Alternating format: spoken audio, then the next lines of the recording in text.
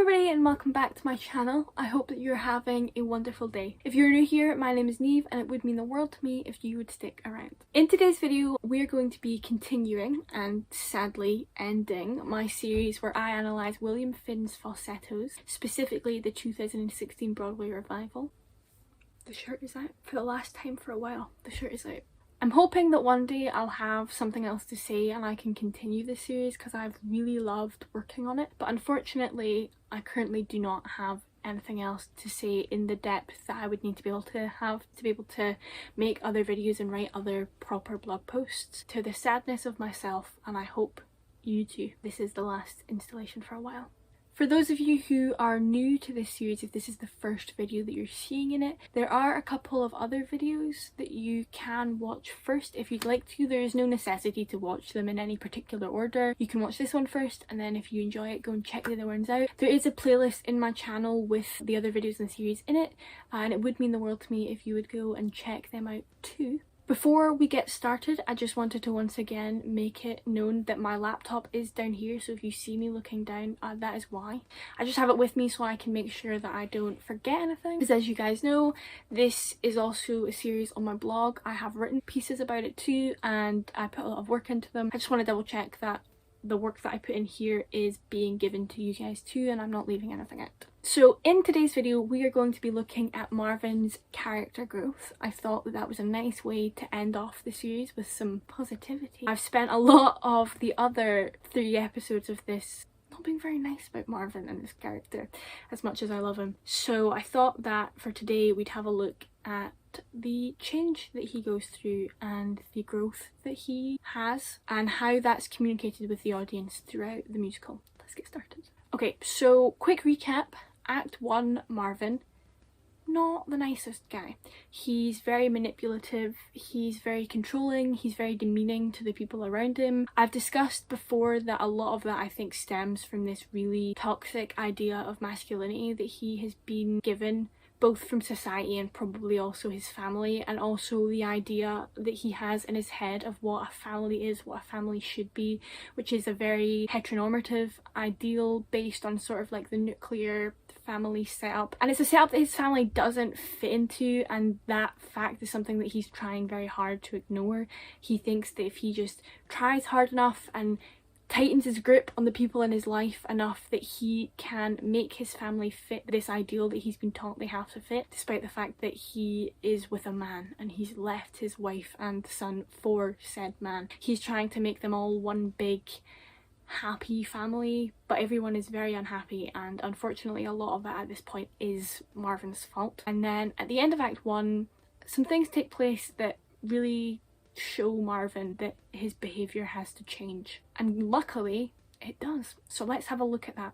I believe that the turning point for Marvin and his behaviour and his mindset is in Marvin Hits Trina. At the start of this song he enters the stage very frantically, very aggressively. He's very apparently out of control, both out of himself. He's not thinking before he speaks, he's being very rude, quite aggressive in his movements. He's clearly not really got a very good grasp on himself and his behaviour, but also I think this is when he's starting to come to terms with the fact that his behaviour and his desire to control all of the people who have left him is what has destroyed his life, and he is not in control of them anymore, but more particularly he's no longer in control of himself.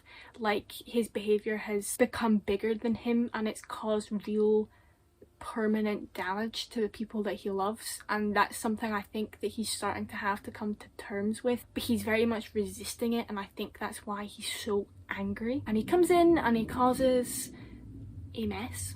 He rips up Trina and Mendel's wedding invitation, throws it at them, starts knocking bits of the set down. It's all very angry and macho and dramatic, and he loses control completely and he slaps Trina. And this song is very frantic, the music is very big, it's loud, it's fast.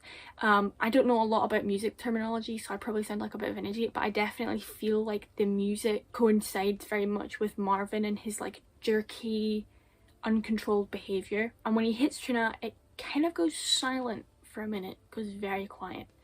And I think that that is the climax point. That is Marvin's actions and the consequences of those actions starting to actually sit on him. He's seeing the impact of his behaviour in a way that he cannot ignore any longer.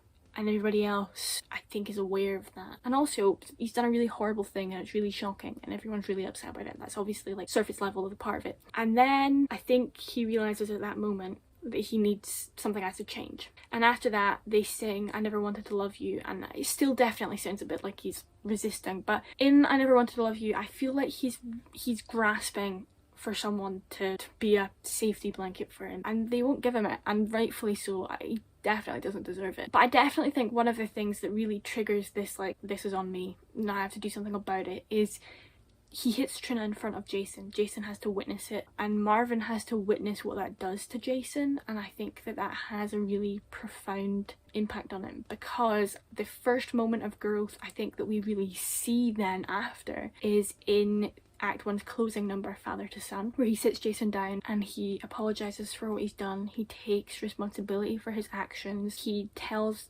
Jason that he is trying to change, warns Jason off following the path that he has taken. And I think this is a really beautiful moment in the show, and it's a very introspective, important moment for Marvin's character. I think it ends Act 1 off on a really nice note, just from like an enjoyment perspective. But I think that it's really important that this is the moment that starts Marvin's journey of growth, because arguably Jason is the only person who Marvin has hurt that has in no way contributed or enabled Marvin or anything like that. He did not choose Marvin to be his dad.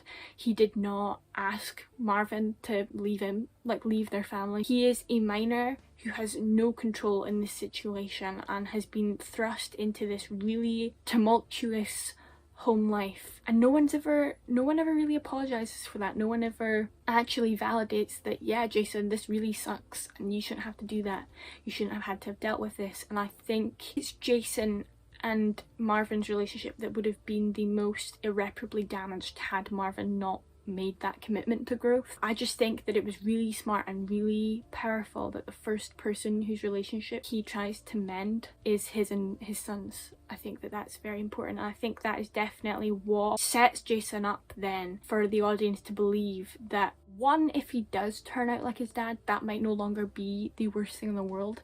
If Marvin sticks to his commitment, then Jason turning out like his dad, like he so fears that he will, might not mean the trouble that he has associated with, but also that like he might not, because there's no longer this moment of apology releases that cycle that they've all been trapped in. It's like the moment the tension breaks, and it gives you hope that Jason will get to live on without that horrible damning cycle that they all got trapped in. Societally, we're sort of raised to view our dads as men who are above human, who are not emotional, who do not have vulnerability, they're strong, they're whatever, right? Like you know how society treats men and their emotions. It's not nice. And I think for Marvin to have accepted the necessity of this moment of vulnerability and let his son see that and let them experience that together is like so important for him to have managed to push past that sort of societal barrier that he had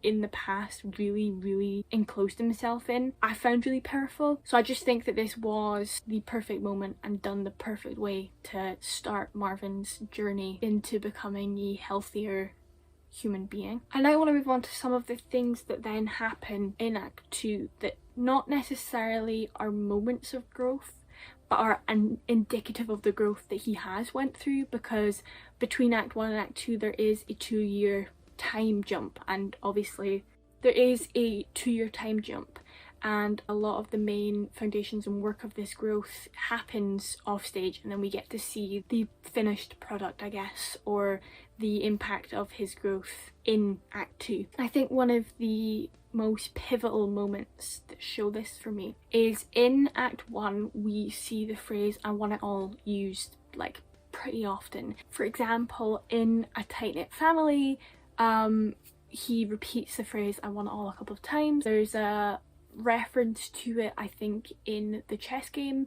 It's sort of like a motto of Marvin's throughout Act 1. But then in Act 2, when Whizzer collapses, the first thing that Marvin says is, "All I want is you." And I just think that that's one of the most profound key shows that the audience get of the journey that Marvin has taken and the improvements his character is made, how much healthier he is mentally, and how different the energy that he's now putting into the world is. One, because even if that was something that he thought before, it's not something that he would have ever said in Act 1. That's a vulnerability that he would not have allowed himself. His relationship with Whizzer was very based on their sexuality. There was no vulnerability, cheesiness. It was very like a battle. So for him to allow himself to admit that, regardless of whether he'd have felt it before, is huge. And not only does he admit it, but he does it very tenderly. There's a huge level of emotion and vulnerability in this moment, and I just think that it's one of the key moments where we get to really see the transformation that Marvin has made in the most impactful way. I always think that the moments of Marvin's growth are so much more apparent and sometimes much more hard-hitting when they are related to Whizzer, because I think he was his worst self around Whizzer a lot. So to get to see him allowing himself to be his best self with Whizzer again, and how much healthier their relationship is because of the change that he has done, I think is very emotional and also very important. And I really like that they kind of spun this motif on its head and got to show the juxtaposition between Act 1 Marvin and Act 2 Marvin. I definitely think that an essential part of Marvin being able to make this transformation in his life is his newfound relationship with Charlotte and Cordelia, the lesbians from next door. I think their friendship with Marvin and the way they interact with his family, but specifically his friendship that he is assumed to have formed with them in the 2-year gap between Act 1 and Act 2, really provided Marvin with a representation of gay love that he'd never been given before, that I think would have probably really helped him to unlearn a lot of the really negative stereotypes that he was still believing, because he had no other frame of reference to go off other than what he'd been told by homophobic people and the homophobic society that they live in. I think getting to see this really pure, healthy, loving relationship between Charlotte and Cordelia provided him with this, not necessarily an idol, but something for him to be able to look at and acknowledge that that's something that he can have. Yeah, so I think that their relationship and the sort of just pure love that it's made up of gives Marvin this positive depiction of queer love that he then can acknowledge that he is both capable of and deserving of, but also like that is the base level of what being a gay person is. It's not all this really like horrible stuff, and then if you get a happy relationship out of it, then like that's just a bonus. He's getting to see like the actual reality of what identifying as a queer person is, and I think that that must have been so key and so formative to him being able to unlearn all of this really horrible stuff that he had been taught, and getting to really embrace both his identity but also his relationship with Whizzer when they get back together in Act 2. Now that I've talked about some of the sort of key points that I had to make in relation to Marvin's growth, I'm going to tell you some of my favourite moments in the show that I feel like hint at or communicate the growth that Marvin has made. The first one is in About Time Falsetto Land. They sort of like knock this structure that they've built down that's made up of like these 3 archways that at multiple points throughout the song Marvin, Whizzer and Mendel stand in, and then the whole thing gets tipped over and they've broken out of it. And to me that represents the boxes that the men have put themselves in, the sort of idea of what it is to be a man and what masculinity is and what society expects from them, and how they have to be, them challenging that and breaking out of that and trying to grow beyond that. I thought that was a really wonderful moment. The second moment is, and I sort of referenced it earlier, when Whizzer collapses and Marvin starts singing like All I Want Is You and helps him up. It's done with such gentleness, you know, like he holds Whizzer's face and he's sort of like His lines are almost like whispered to Marvin. He's like holding his, whispered to Whizzer, sorry. He's sort of like holding his face and like looking at him in the eyes, and it's all very tender, and there's an intense vulnerability and just pure unhidden love that I found extremely moving, but I also found was such an apparent display of the growth that Marvin and their relationship has made, because before you couldn't have even imagined seeing them do something like this in Act 1. There was no chance that that amount of open adoration would have been possible for Marvin, because he was so stuck in this battle of internalized homophobia that he couldn't break out of, and it was so lovely to see what he got to allow himself to have and to be. Another moment that I thought was absolutely wonderful is in Unlikely Lovers. Marvin allows Whizzer to like hold him from behind whilst they both cry and grieve the looming loss of Whizzer, and it's an absolutely heartbreaking moment, but I also think it's a really important moment because I feel like putting yourself in that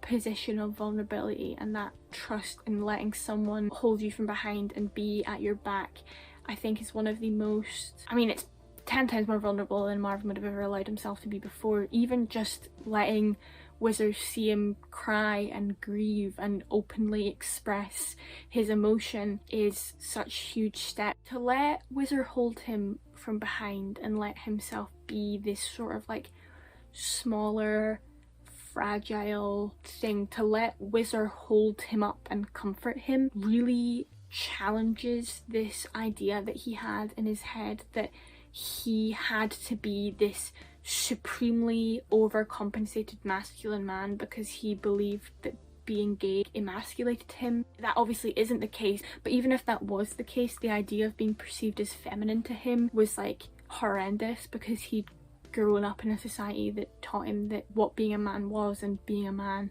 was not being feminine, which obviously now and most people currently have an understanding that that isn't true, but he didn't. And being able to see him reject that idea and just let himself accept love and display vulnerability and let someone else be in charge and look after him and have the power in that scenario, even though Whizzer is clearly as upset as Marvin is, obviously, I feel like was an extremely important moment. And then on a less serious note, but an equally as lovely one, is when they play racquetball and Marvin's shorts have this sort of like rainbow down the side. I just thought it was such a cute, smart, I've mentioned this in the costume video, but I just love that little like, woo, I'm gay. What are you gonna do about it? I don't have a problem with it anymore, so neither should you. I just thought it was nice. It's just nice.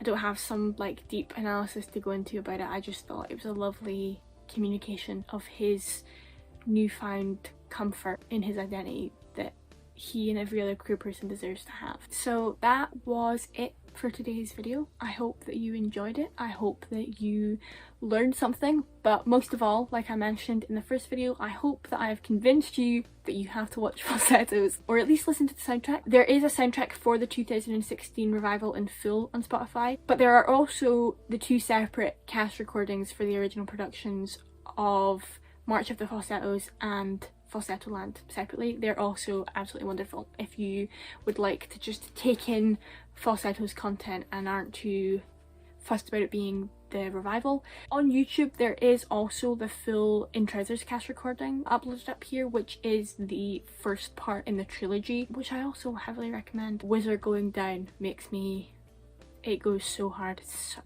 such an anthem. Unfortunately, I don't have anything else to say. I'm really sad this series is over, actually. I'm gonna have to take a break from wearing this jumper on camera for a bit, because then I'll get excited. I'll think I've got more to do and I don't. But yeah, I hope you enjoyed, and I will see you next week. Bye.